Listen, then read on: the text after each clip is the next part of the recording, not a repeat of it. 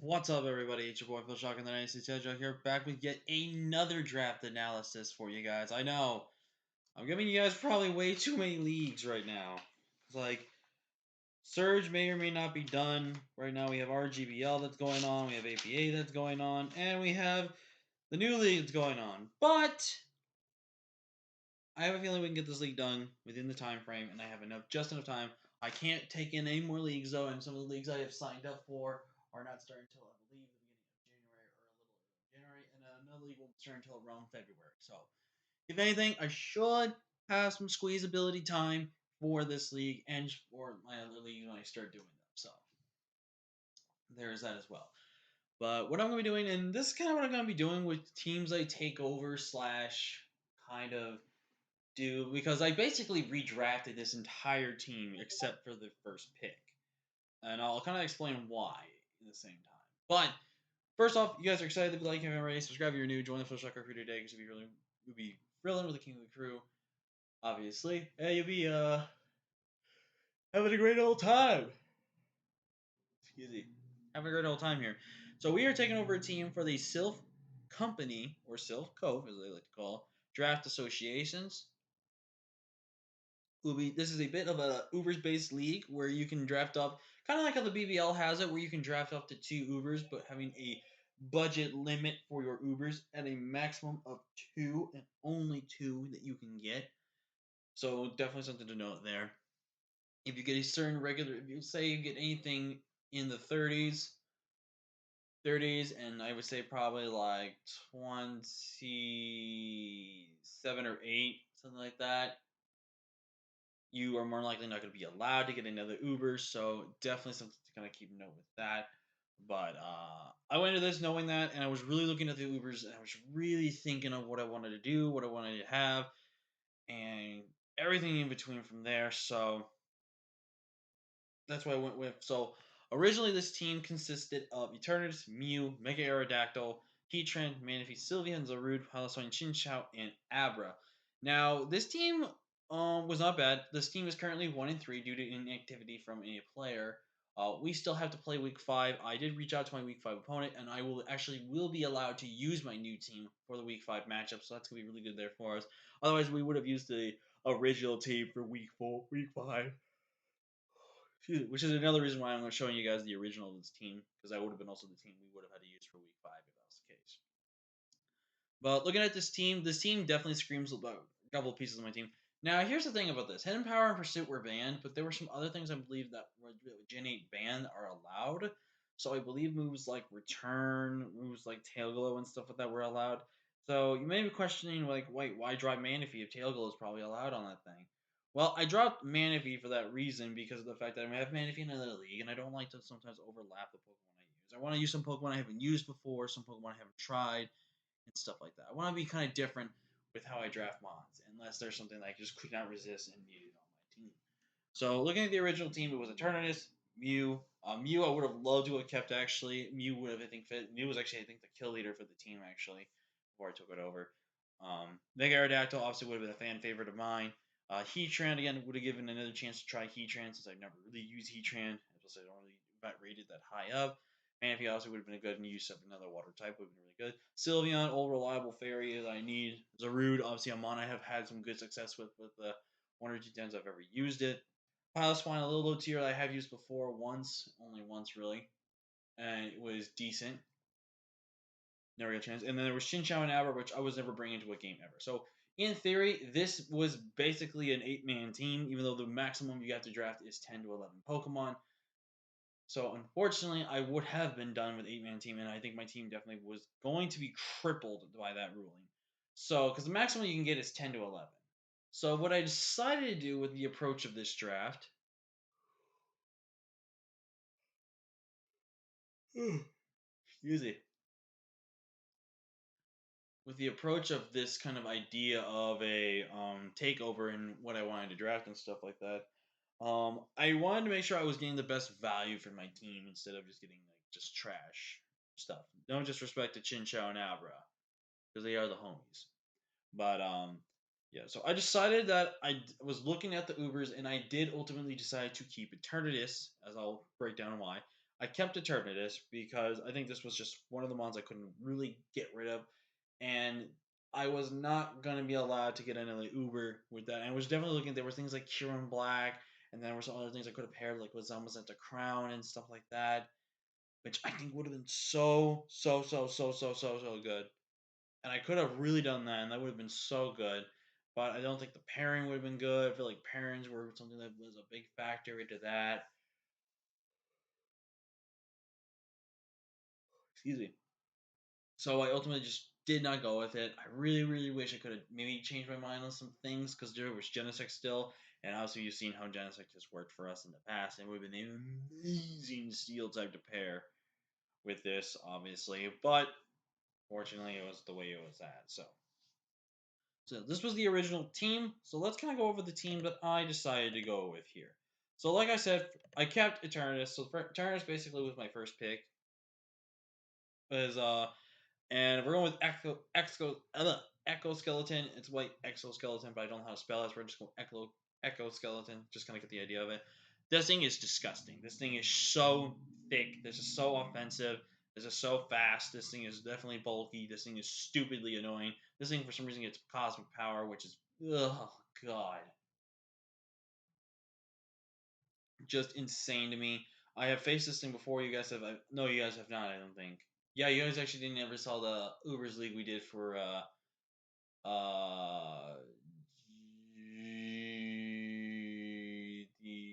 G8DL, yeah, G8DL, which is the Gen 8 Draft League, I think it was what we had.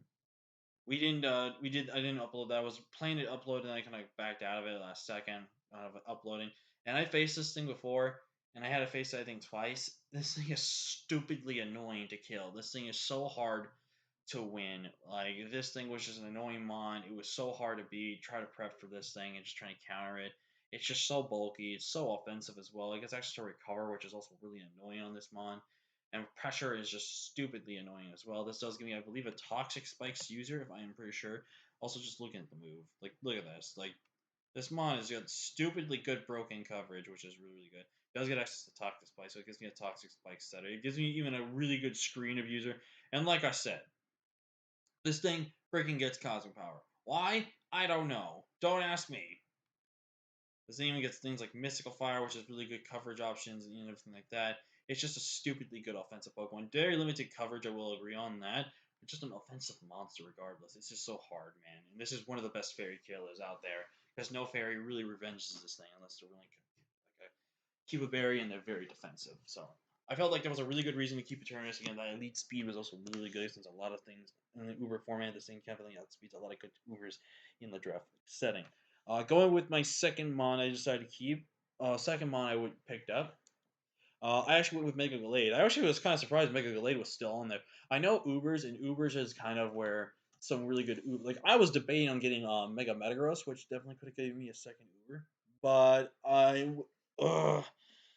part of me still wishes I went with it, but knowing that the Steel Psychic typing was not going to really be that good for me in the long run, and again, another second ground weakness to the team, I really just did not want to deal with that.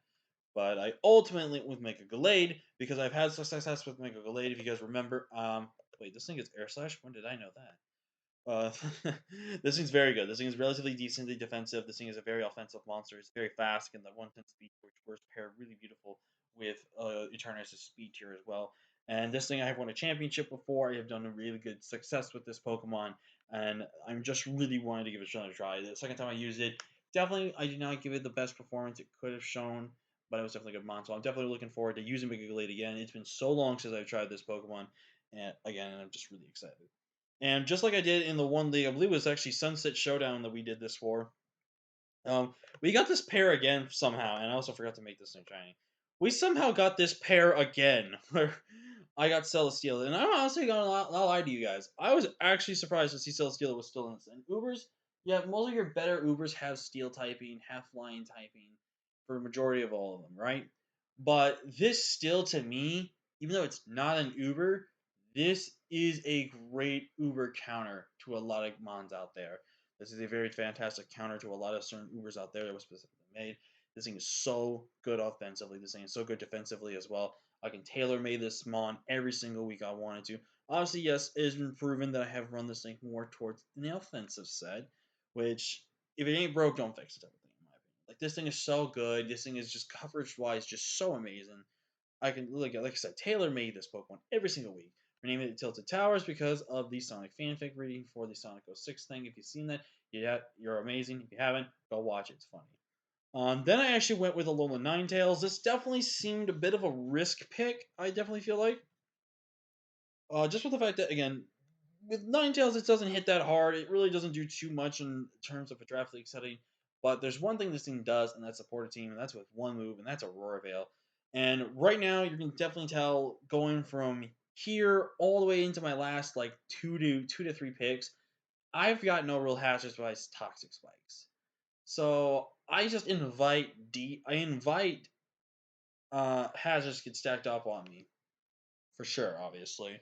But there's one thing that is really good about this. The only way to get rid of my screens is either to have Cinderace, but they said Cinderace is only going to be Libero, so it's an Uber, so regular Cinderace is not a thing in this game, in this format here, so that's really, really good. But if you're not a Mr. Rhyme, which is not drafted, or a Galarian Mr. Mime, which I'm pretty sure is also not drafted, you can't get rid of my screen without anything, which is really, really cool. And again, it's going to force my opponents to have to prep defog, which means if they want to have hazards on my side of the field, go ahead and bring them. I'm forcing you guys to remove those by having up light clay turns and then allowing my mons to just do anything and everything I want to do. And this is a mon that I think I've used very effectively well in the past.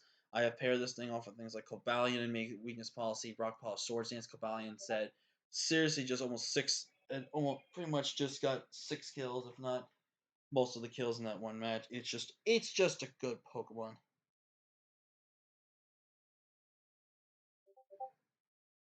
It's just a fantastic mon. I love this mon so much. It's just dope. It's really great.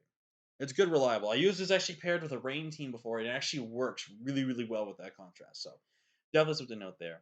Up next, I went with Incineroar. I really needed a good fire type. All the best fire types were really gone except for the Ubers, and there was just no other really good fire ones I wanted. Also, I really needed a really good dark type, and not really kind of too focusing on dark typing.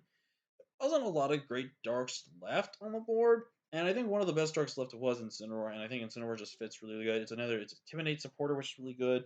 It's a decent defensive piece mon. It's a good pivoter with U-turn and parting shot, which is really, really good for the team again. With good support and weakening things out and bringing things out, it's just super, super good. This thing could run heavy duty boots almost every single week and be super effective this way with defensive pivoting. It's just a really good Pokemon overall.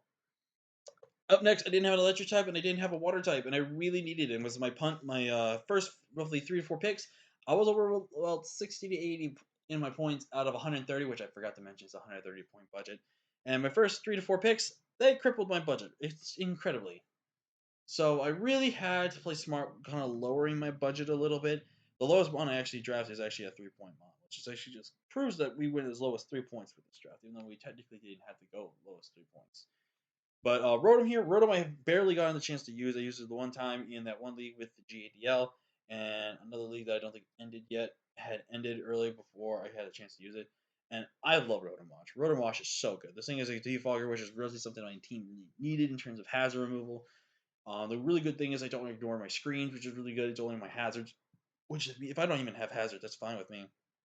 This thing can play defensive every single week, but then a lot of people are going to sleep on the fact that this thing could be choice scarf, this thing could be choice specs, this thing could be just a really good nasty plot setter, which I have proven that with Rotom Heat, nasty plot is just stupidly broken and very offensively scary against most of the teams out there. Now, going with my last 4 picks, again, I felt like I needed more hazard remover for my team, and I actually picked up Decidueye. A mon I don't really use a lot of, and some of the times that I've used it, I've actually had really good success with it. When we used it in the VBL that one season, it actually, even though it didn't come to a lot of games or do quite a lot for us, in the games it came and did some things, it helped us out really much, really well in the terms of what it could have done. But again, Suzuki gives me a mid speed tier, which is not terrible in this type of format. And again, decently, especially defensive, a really good decently fast mon, a good pivoter with U-turn, obviously. Again, another mon that can remove hazards as well. This thing can go physical, it can go special. Even though it's a little bit more physically, it can go specially really good with swords and nasty plot. So, just overall, fantastically good Pokemon, and I really think it's going to be a really good piece to the team. Plus, I really needed a ground switch, which I don't really have too much of. I picked obviously another ground immunity, obviously, besides Celesteela and then this one, and then Rune. And I picked a Claydol. I honestly could have went with something like Steelix or a lower budget ground type of thing like that, but Claydol just kind of fit what I wanted. It does give me another good defensive piece for my team, which I really need. Gives me a little bit of a trick room option if I can figure out a way to make trick room work with some things on my team, which actually can be really, really good. But also, Playdol having 75 base speed tier, it's not terrible. It's a decently good speed tier that if once I get a rabbit spin off, can really do a lot of good work. Again, rabbit spin gets remove hazards. It also sets hazards. So it's my first rocker of the team as well, pairing off with my toxic spikes, which is really, really good. So I think overall, just Claydol puts it all good. It's a really decently good Pokemon. I think a lot of people are going to sleep on the power of this thing. This thing can go physical, it can go special, it can go mix. It's just a really good Pokemon overall. Up next, it's good old Reliable. This is my Reliable kind of in some way. Zoidberg, aka Armaldo. Armaldo, if you guys don't know, I have kind of trashed down on lately in terms of how I just don't like him, this and that. But this boy, when he was in VBL, I think it's VBL that this was in, he came in and he was making statements. He killed a Landorus and an Araquanid and landed both Stone Edges. Now, in fairness, I did get a crit on the Landorus, and even at -1, killed the Arachnid with a Choice Banded hit. That just proves the power Amaldo has. Amaldo's a fantastic spinner. Amaldo's a really good offensive piece. It just really works well on a team so well, and it's actually been a mon I've actually really did enjoy using. The times I just keep driving it, it's useless, but the times that I thought it was useless, it definitely put in the work, and I could definitely see Amaldo. Even though this is an Uber's metagame, I can see Amaldo putting in so much good work. I have really good faith in Amaldo this season. And last but not least, I needed a decent good speed tier mon left on my pick, and I needed some way to stop ghost type hits right now because dark typing I would say is definitely under the lockdown. Ghost typing is not really all that under control. The only thing I have to go for ghost typing is an Incineroar. That's it. So I needed a normal type, and I think you know what, a budget mon that can actually kind of fit this team here, and that is Linoon. I've used Linoon a couple of times. Linoon's not really the greatest. Obviously belly jump sets really work. It can definitely run adamant most of the time. It can definitely run things like Charlie or speed investment to kind of outspeed certain things. And I just think overall this is a fantastic mon. I think just the fact that this thing can just do so much for a team is just super, super good. And I really hope there's a lot of options that we can run here with Linoon and hopefully just kind of figure out some things we can do with it. So yeah, that's gonna be the team, guys. I don't expect us to probably make the playoffs. It's 1-3. I don't remember how long the season is. I could actually. Do you want to look right now? Mm, you know what? Let's do it. Let's do that. Let's just do that. I've never done this in video before. Usually I just kind of double check this, but I have no problem doing this. So me and my opponent we're both 1-3, obviously. I have better differential by like I think 2. All right, so we have a grand total of 8 weeks. So and this is 18 coaches, by the way. So we still have the Portland Porygons. Then we take on the Christian. I did not mean. Oh, he's got the double let. Okay, I did not see that coming. Oh, good thing there's a spoiler for there. Sylvaliki and Slowkings, which I feel like I've heard that team name before, in the Temporal Guardians. So we have to almost win out of the season. If we win out, I think we most likely clinch a playoff spot. But if we lose this game, we would have to win out to have a chance. But if we lose, like I said, I'm not. This is probably not me gonna try. I'm gonna probably try to have some fun. And you know what's funny? He originally dropped both Enerif and Noivern. Enerif and Armaldo. I picked them back up. He dropped a Mega Gallade for Aerodactyl. I picked up Mega Gallade back. Oh, wait, he dropped them all off for Chinchou. That's just funny to me. I realized that after I had did my draft transactions and my draft transactions and all that stuff. That's just so funny to me. But yeah, I hope you guys are excited for our team this season. I'm really hoping we do well. But that being said, thank you all so much for watching. Like, comment, share, subscribe, and I'll see you guys for week number 5. Until next time, peace.